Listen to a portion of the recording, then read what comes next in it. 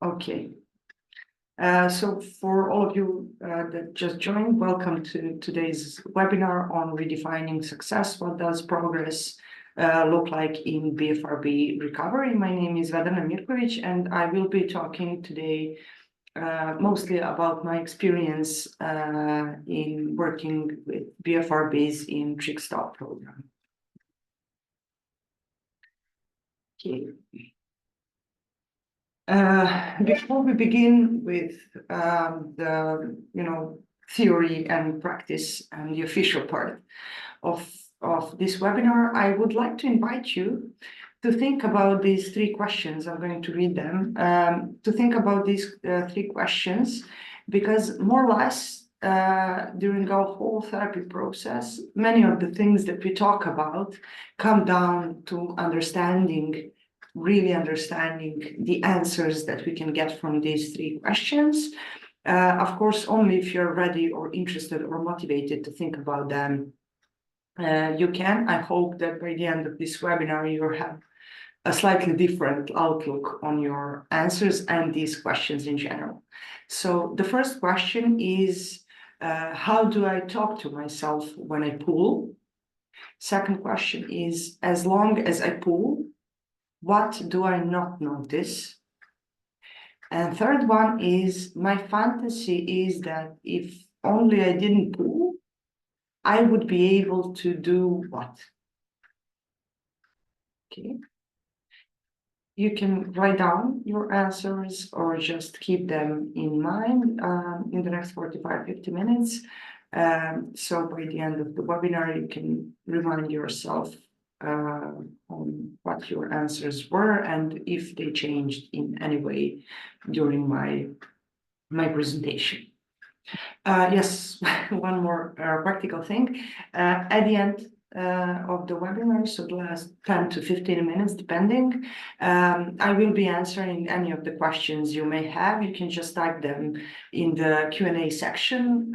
You can find it on your screen, and I'll do my best to answer all of them and the best I can once I'm finished with the official part of the presentation. My idea for this webinar was to present to you some of the examples I've had in my work with clients who pull their hair. I'll show you in what way people think when they come to therapy, how is their thinking changing through our process. And I will try to show you what usually the end goal of our therapy process, how it usually or what usually looks like by the end of our program of the 8 sessions that we offer. I'm hoping that by understanding that on real life examples, I will be able to, picture you what progress in therapy for BFRBs or specifically hair pulling, what it looks like. If you have any questions on any of the slides or concepts I will be presenting, please, once again, feel free to ask and I'll answer them at the end of the webinar. Okay, before we start with the practical or examples from my practice, I just want to define what BFRBs are, what evidence-based treatment for BFRBs are, so we are kind of like on the same page what we're talking about tonight. So BFRBs such as skin picking or trichotillomania, lip cheek biting or nail biting are frequent but underdiagnosed and treated disorders at the crossroad of dermatology, psychiatry, and I would add clinical psychology as well. This basically means that the best approach to treating BFRBs in the long run is a multi-professional team with experts from different areas, or including medical professionals, dermatologists, and clinical psychologists. Especially those ones equipped to work with BFRBs.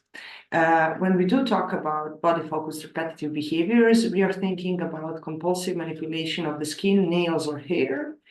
We are talking about urges that can feel completely irresistible and that frequently result in severe impairment, not only when it comes to physical look of a person or physical health of a person, but also impairment in functioning, like social functioning or generally mental health.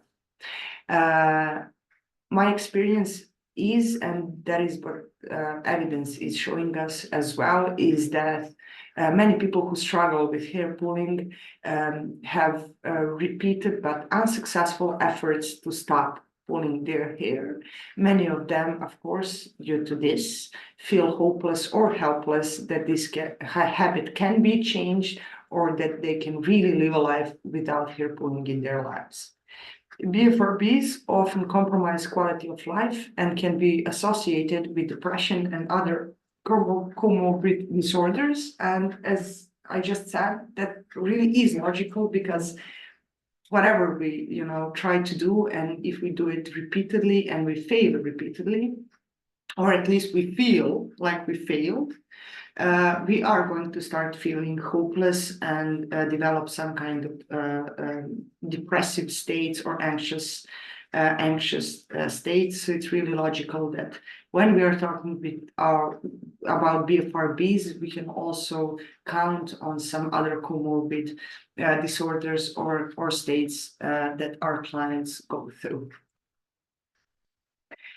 It's really important to keep in mind, and I wanted to share this with you tonight because in my experience, many clients do encounter professionals who are not fully equipped to work with hair pulling or any other BFRBs, that BFRBs are not the same as non-suicidal self-harm or self-harm in general.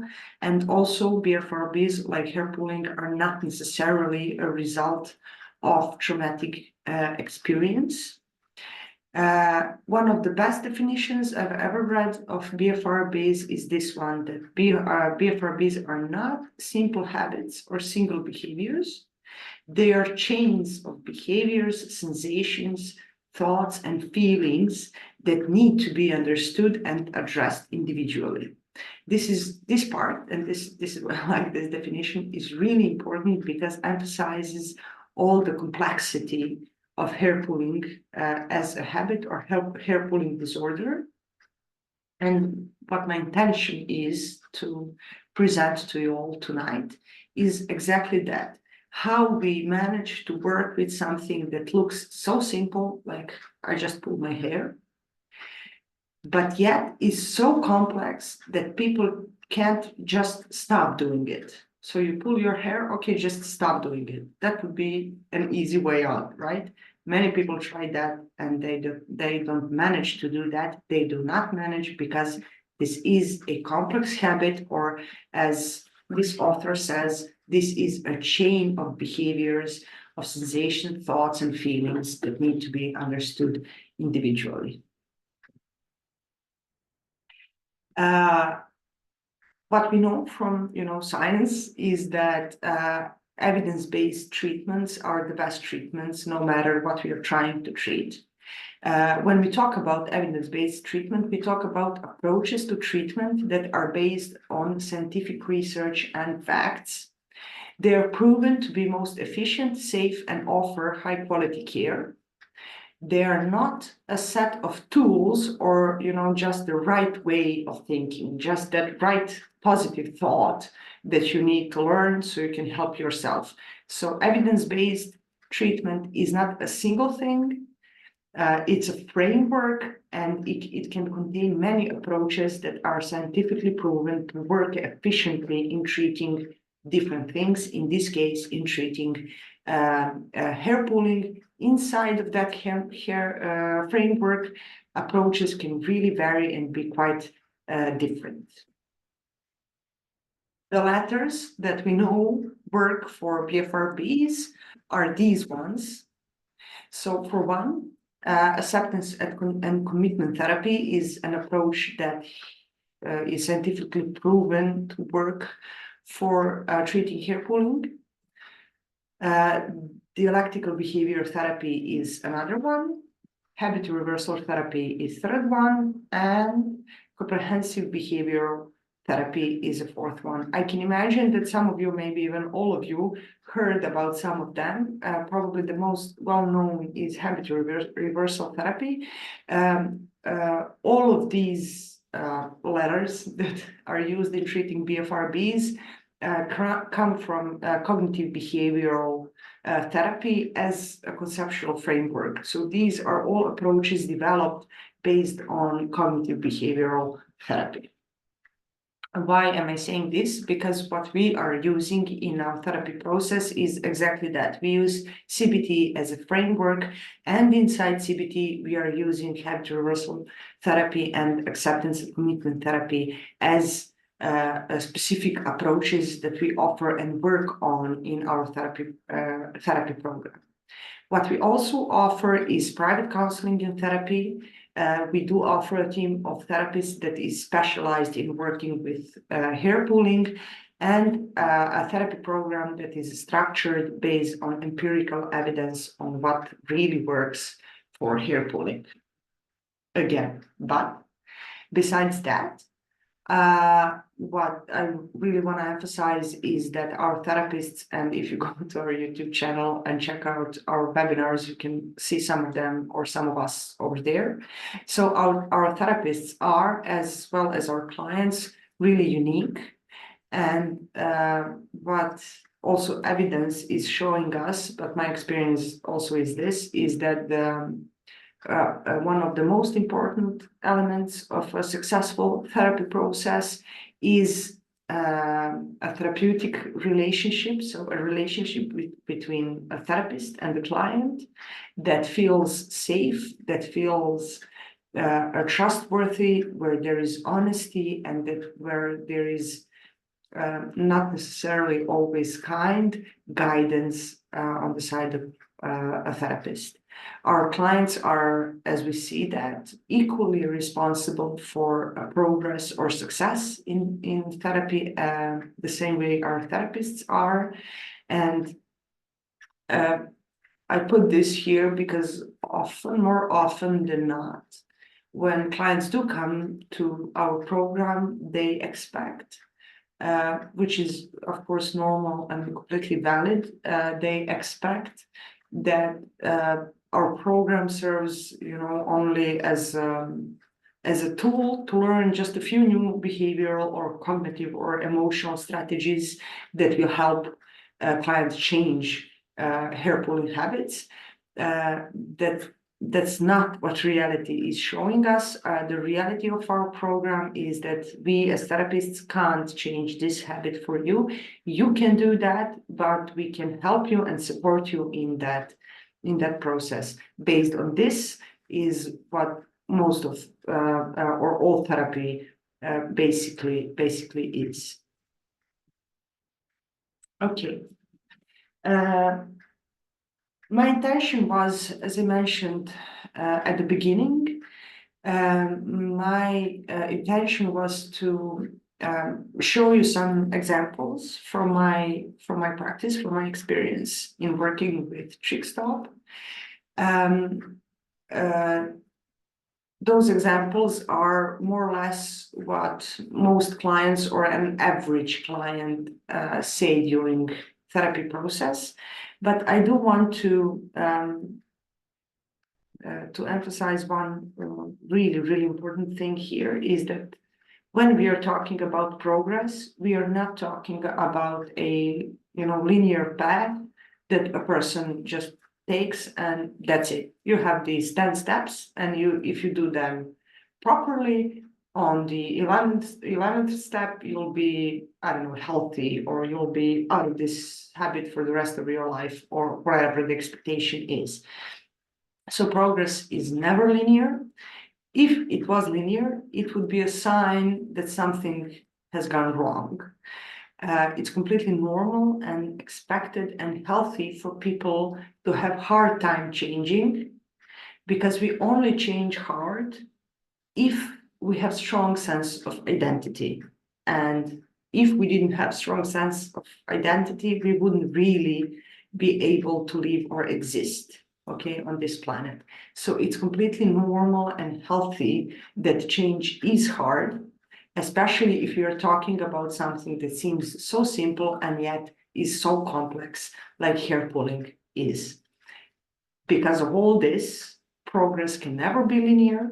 There are ups and downs, they are expected. I think they are even good because with every down, we can learn what needs to happen. So a person would have a relapse, so they would start pulling again after a good streak of, I don't know, 10 days after their hair started growing back, and then they had a relapse, and now everything feels destroyed, and they are right back at the beginning, have to do everything all over again.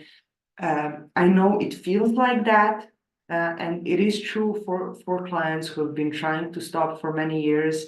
Yet my perspective on that is that from all these instances where when people relapse, we can learn a lot. We can learn what works, but more importantly, we can learn what doesn't work. That's equally important for therapy process as learning what works for us is.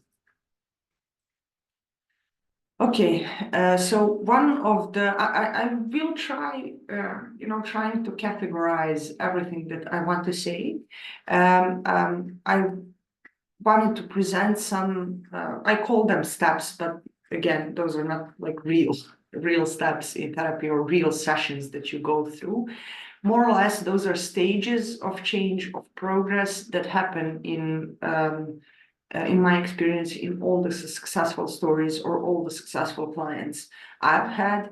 And I will try to present those stages or those steps the best way I can, in the next 45, 50 minutes. Again, if you have any questions at the end, I'll be happy to answer that. So the first stage or the first step of this process is something I refer to as understanding yourself or understanding your habit.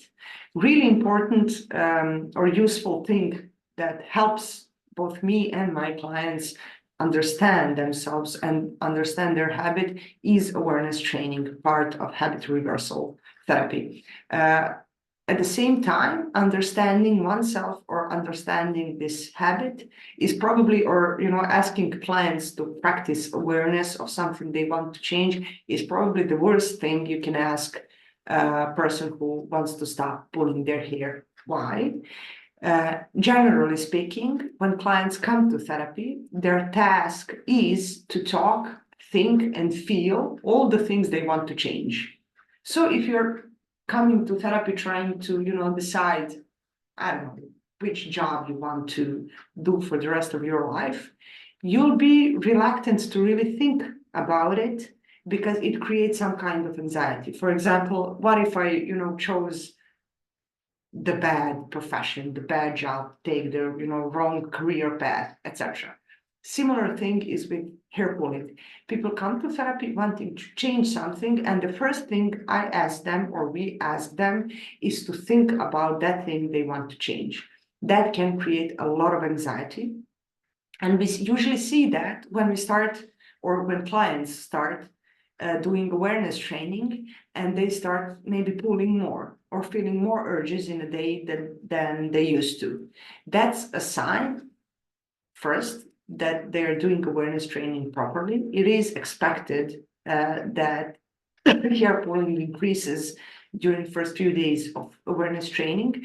And second thing, that we are generating enough anxiety with this awareness training, which is good because now we have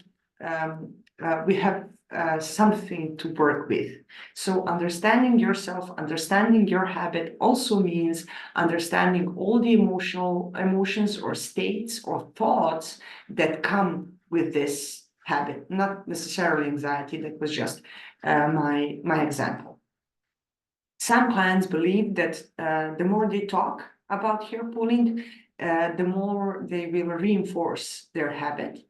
That isn't true, it's a prejudice. What they can notice is that they are pulling more, but that's not the same as reinforcing this habit, okay?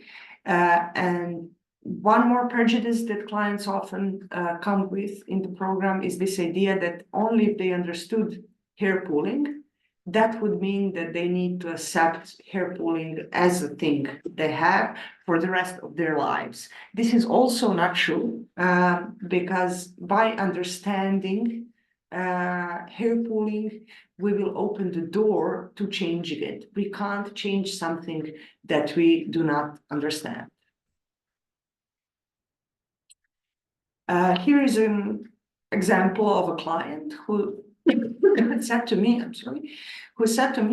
I pull when I'm anxious or stressed, and I know trick is an unhealthy coping mechanism for me, and I just need to learn new coping strategies, and that's it.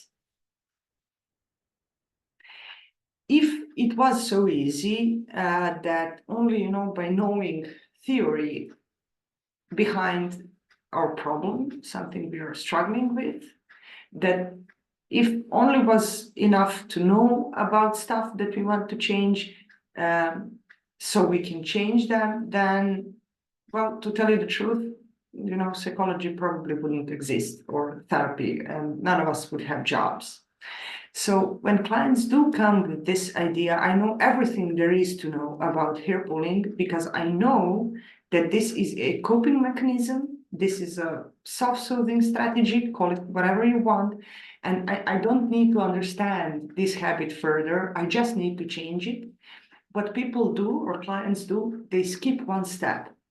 Knowing what this habit is not the same as understanding this habit. Okay, it's really easy to Google hair pulling, what it is, and I think if not all the answers you get there will talk to you about how hair pulling is a coping strategy, blah blah blah. Understanding hair pulling means understanding this habit in the context of your own life, of your own experiences. Okay, that's completely different. Coping strategy, that's a theoretical term that we use. But why do you need hair pulling to cope? What are you trying to cope with by pulling your hair?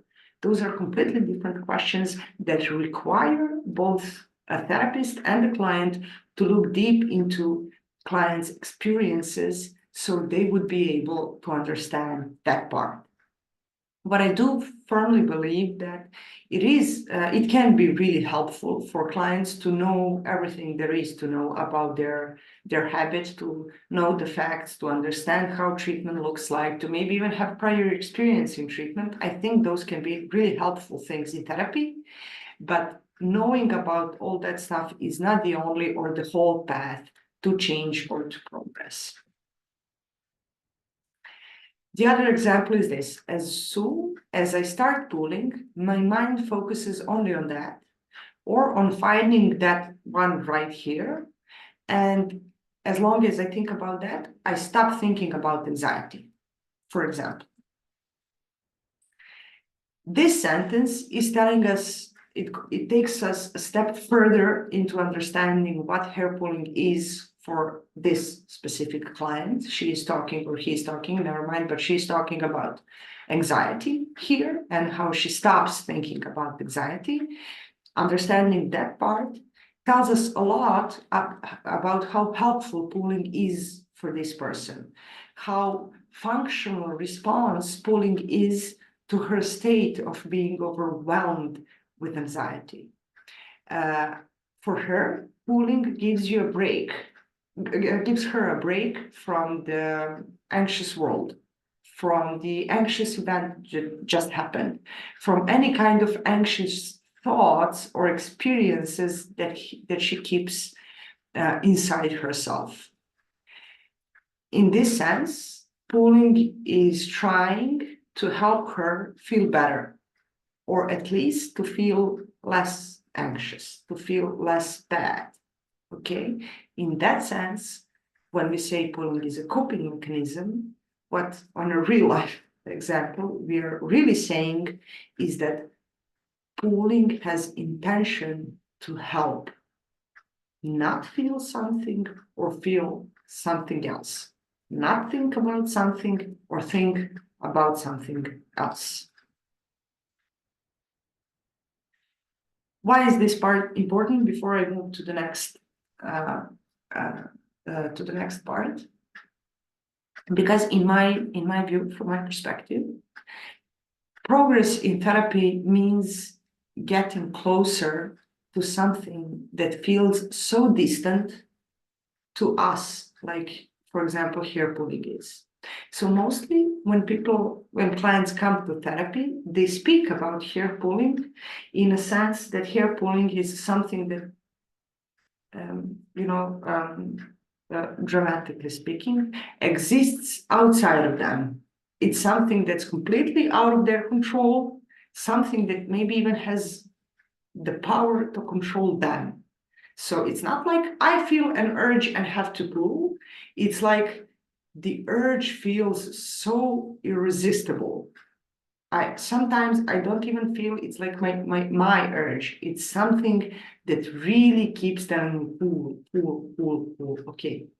It can feel like that for many people who come to our program. And that's, again, completely valid, completely expected for clients who struggle with hair pulling. Because pulling at the beginning can feel so distant, so out of us. Being a step by step closer to hair pulling, what progress feels like.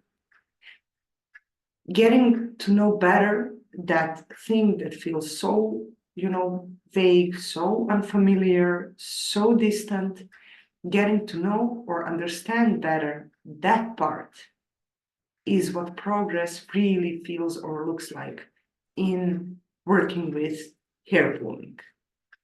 When I say understanding, I mean understanding emotions related to it, understanding thoughts related to it, body sensations related to it. We have to have body work when we are talking or working with BFRBs. I mean, it's a common sense because they're body focused repetitive behaviors. So we have to have body work in therapy. We even not all clients who struggle with hair pulling at the beginning can really identify any emotions or thoughts or even body sensations related to hair pulling. For example, an urge to pull can feel like some kind of tingling in my hair, or I need just to scratch something and magically I end up pulling my hair. Out of nowhere, I didn't plan to, I had no any kind of intention to pull my hair. It just feels like that, and next moment I'm pulling my hair. Even not knowing or not being aware what your body sensations are, what your thoughts are, or what your feelings are related to hair pulling or to an urge to pull is a helpful information in therapy process. Okay, as with or this example here, even when there are no thoughts, no feelings, no body sensations, that's really helpful, because if there is nothing, it means that we need to stop feeling something. We need to stop thinking about something. Okay, so what I'm trying to say that even if this distant thing feels like, a break from the world, the anxious world in the example of this client, and that's a moment when I don't think, I don't feel, I just pull my hair and that's it. It's really useful information. It doesn't mean that we are doing awareness training badly or not doing it good enough or not doing it perfectly. It just means that this is our experience. This is why it's really important to understand hair pulling as a habit, to understand the urge, because saying it's a coping mechanism or self-soothing strategy, while it's true, it doesn't tell us a lot about your specific experience. Okay? And this is my personal, choice, my preference. What I do like to do with clients who pull their hair later in the program, okay, keep that in mind, that these are steps or stages that happen throughout the whole program, not right at the beginning, is to ask my clients to step into the role of pulling. What this looks like is, imagine that you are playing that you're an actor and you are playing in a some kind of Shakespeare's play, and you need to step into the role of one of the characters in that play. Okay, it's a similar thing. When I ask my clients to step into the role of pulling, their task is to embody pulling or to embody urge, to imagine being that sensation, being that experience, being that habit, and then to talk to me from the role of that habit. How that usually looks like is here on the slide. So imagine that urges to pull, for example, urges. So imagine that the urges to pull are in fact a person that lives inside of your body or in your mind and your soul. And now imagine that this person could speak to you. What is this person, the urge, trying to tell you? What does it want from you? What does it need from you? So starting from the point where an urge to pull feels distant, out of my body, out of my mind, with time and work, we get to a point where a client can actually embody this urge without feeling overwhelmed or scared that something really bad will happen if I embody my urge to pull my hair. Okay. After I do that, after I start actually hearing what the urge has to say to me, after I start actually understanding deeply what this urge is, I'm starting to feel that urge as part of myself. It's not anymore this distant thing out there. It really is a part of myself. It's a person that lives inside. Okay. And I'm starting to give a voice to this person, to the urge. Okay. That's a huge progress. That's a huge step in therapy process when we are talking about hair pulling. One more thing that I often hear from my clients is this. I really just, want to get rid of this habit. I just want to stop pulling my eyelashes and that's it. That's my goal. I came here to stop this habit, to stop pulling. No more than that, no deeper work. Little did they knew when, when they were starting the program. So starting therapy, as I said, most clients feel like the end goal is to just stop, which is completely fair and valid, but stopping something always comes with a loss, okay?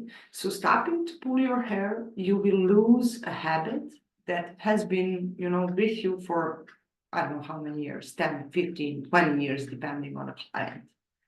So stopping something that has been my habit for so long will necessarily mean that I will also lose something.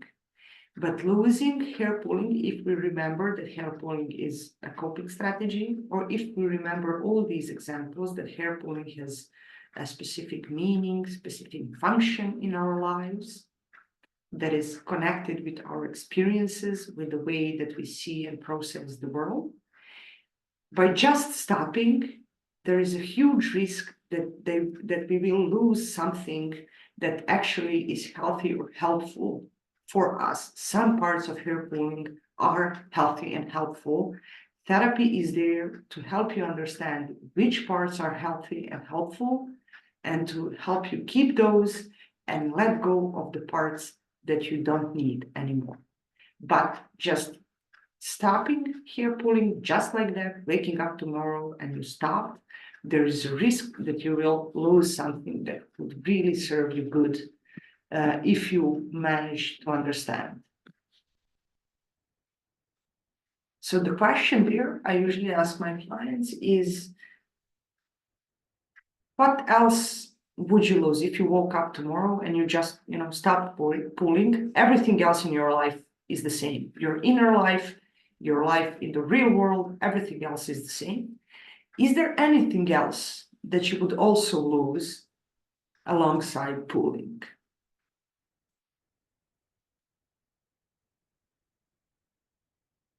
One more way to understand and emphasize the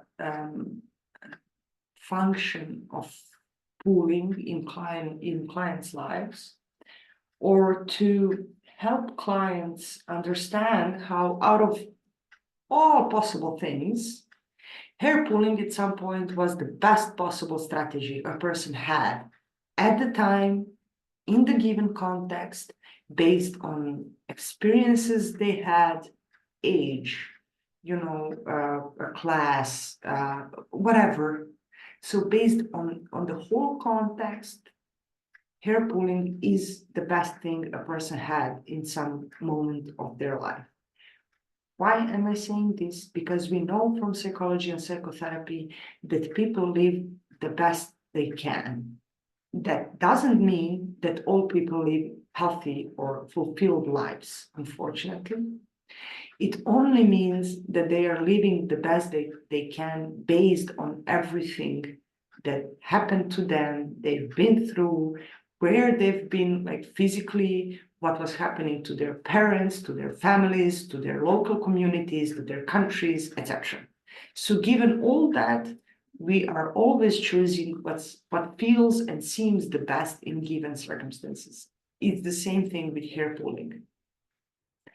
If this is one of possible examples that clients say, if I haven't, when I ask them about that, if I haven't had pulling to help me back then, I would have probably used drugs. I would be that angry kid all the time. I would lash out at others. I would jeopardize my relationships. I would always fight with my siblings, for example. Or in school context, I wouldn't be able to do tests, to take math tests. Okay, hair pulling was helping me push through that math test. In that context, when we take all this into account, pulling sounds like a good lifelong friend, somebody that has been there for all along for so many years, somebody who was helping you survive, who was helping you recover from something, who was helping you get the best out of a bad situation. Again, when I'm saying bad situation, I'm not saying trauma. I'm saying that life is not only good. All of us have different strategies to cope with life. Life is really complex.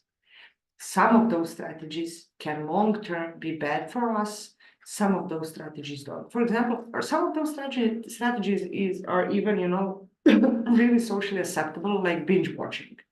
There are many clients who pull their hair, who come, for example, when I log in on Monday and I see messages and they said, I've been pulling the whole weekend. I was really good, on Friday. I had a good week, and then weekend came and I started pulling and I pulled the whole weekend. And they feel terrible on Monday. And I asked them, okay, would you feel as terrible as you do now if instead, pulling your hair the whole weekend, you have been binge watching Netflix? And usually people say, no, I wouldn't. And I ask why? Because you would have used, so to say, equally unuseful time pulling your hair or binge watching Netflix. I'm just focusing on that part, okay? And what clients usually say to that is, well, yes, I guess, but binge watching Netflix, that's like, okay, everyone does that. And that's exactly my point. All of us have strategies that help us go through tough times, help us go through boredom, help us go through breakup, help us go through whatever difficulties at our job, whatever, okay? Some of those strategies long-term can cause impairment. Some of those strategies seem like they're not causing any impairment, or at least we are still not seeing that impairment. Understanding pooling in the context of our experiences, of our lives, and making sense of urges, what message do they carry, what they want from us, what they need from us, is where the long-term change is. the more we understand, the more we make sense of urges, the more progress we are making in therapy process, but more broadly than that in life in general.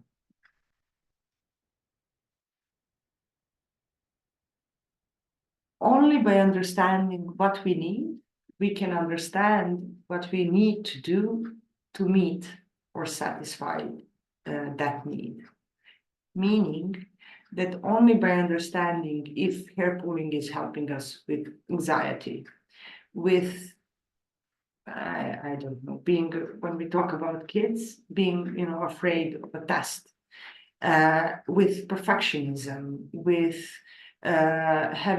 being overly tired, being bored, etc. Only by understanding that some kind of specific thoughts, when we start being too harsh toward ourselves, only by understanding that, we can understand that behind that stuff, there is a need to be comforted, to be soothed, to say no, to be angry, to express something that's been hidden for many years, for example.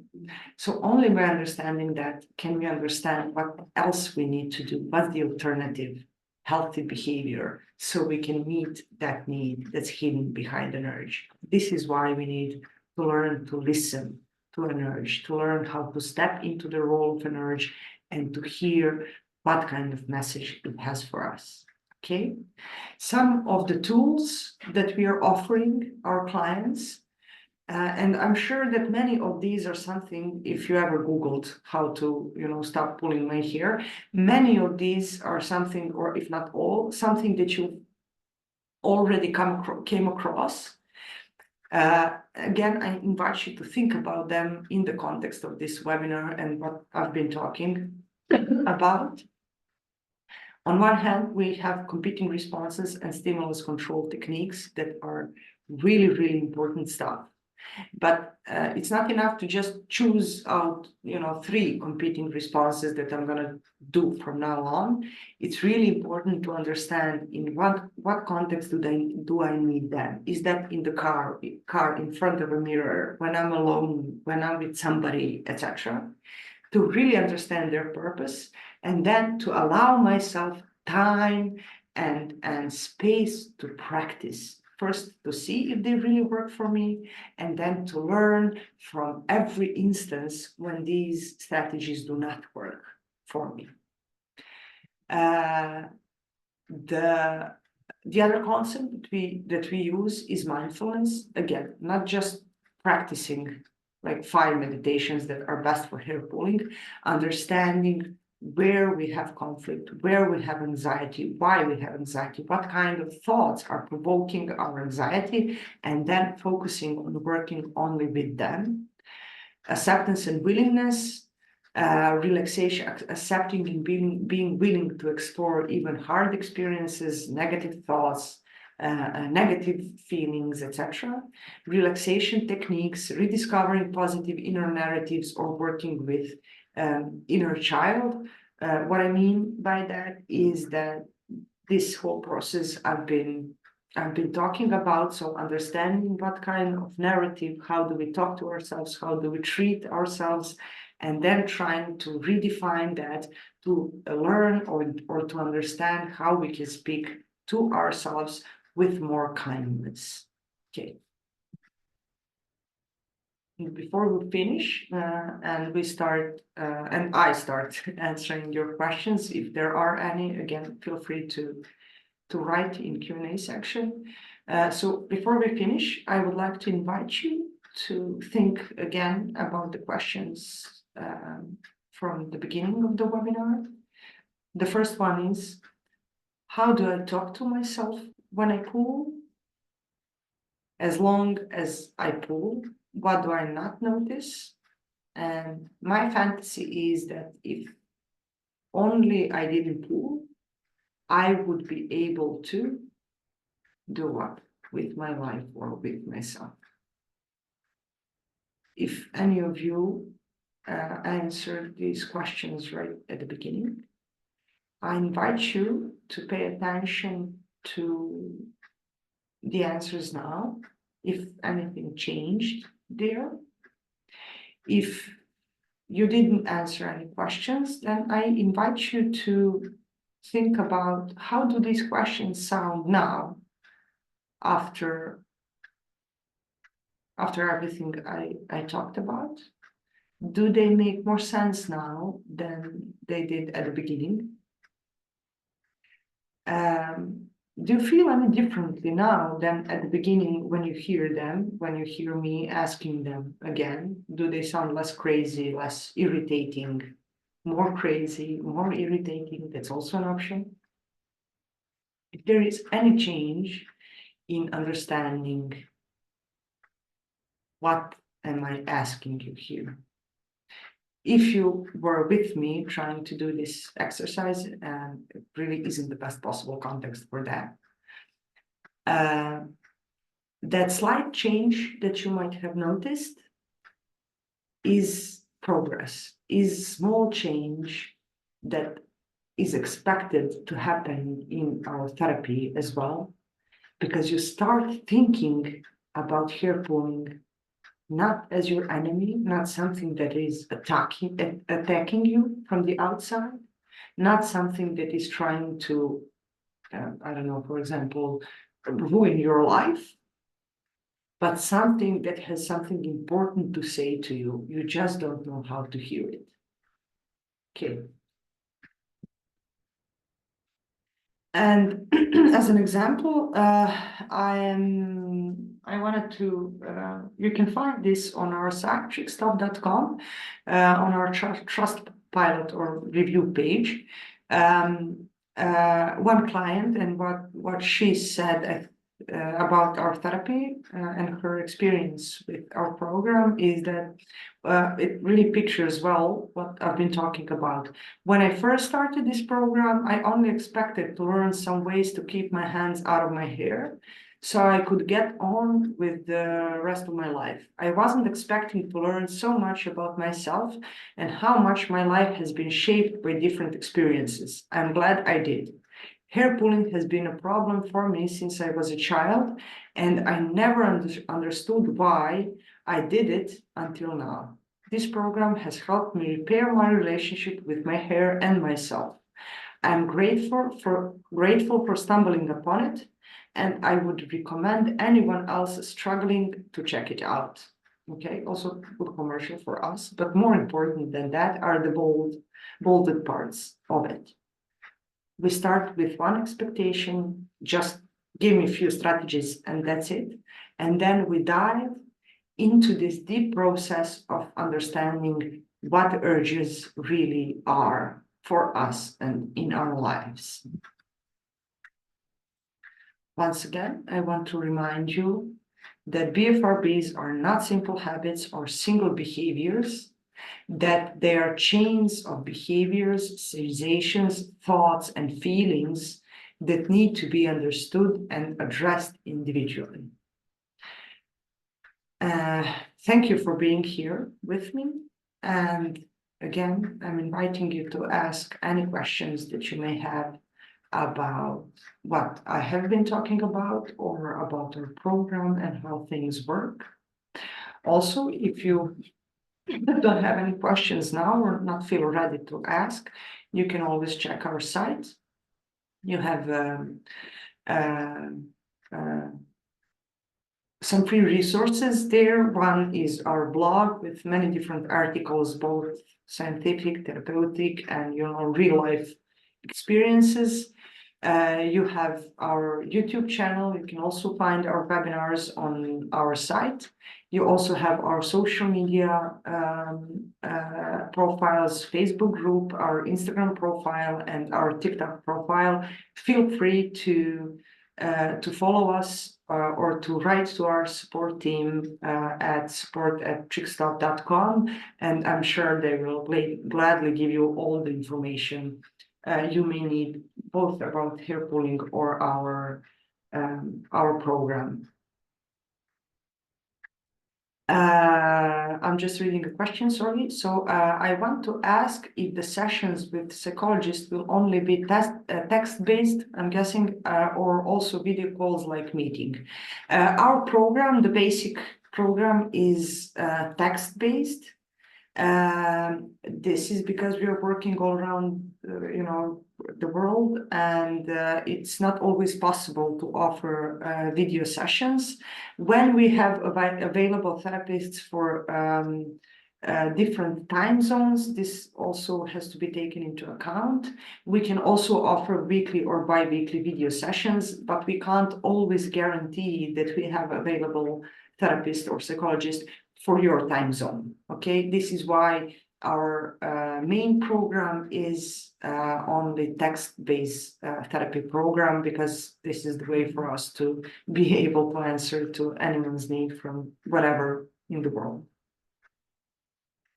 For any more information, you can really, just email our support team, and they will answer back.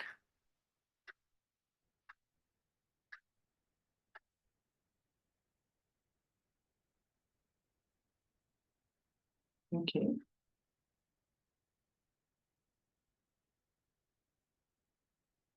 Okay. So if we don't have any more questions, I'll just take a moment to stop recording. Okay.